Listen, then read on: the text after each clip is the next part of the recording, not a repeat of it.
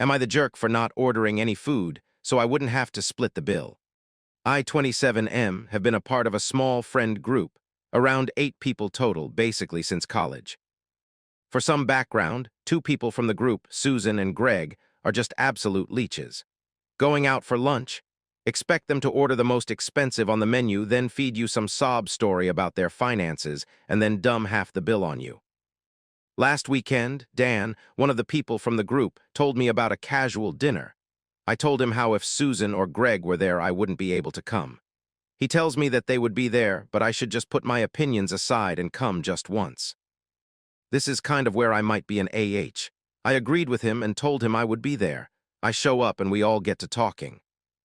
Everyone began putting in their orders. Most of them spent about $40. There were only about 6 people there. When it gets to Susan and Greg, they both order expensive dishes, around $200.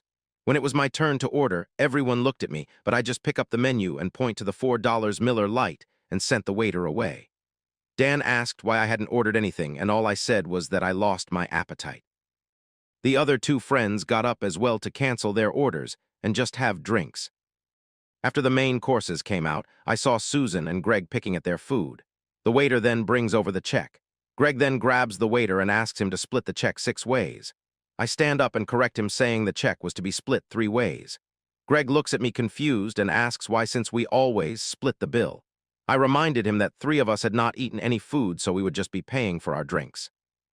So basically, at the end of the night, Dan, who probably only ate around $50 worth of food, was stuck with a $146.98 check at the end. Yes, I remember the exact number. I swear I saw his jaw drop when he picked that receipt up. I slid a $10 towards the check, said goodbye everyone, and walked out. The next morning, I found my phone full of texts from Greg and Susan telling me I was an AH for not ordering any food and forcing them to pay more than they had accounted for. I honestly laughed because the stakes alone were more than what they had paid, but to each their own right. I also got a lot of messages from Dan saying that I could have just not came instead of pulling that stunt and getting him stuck with an outrageous bill.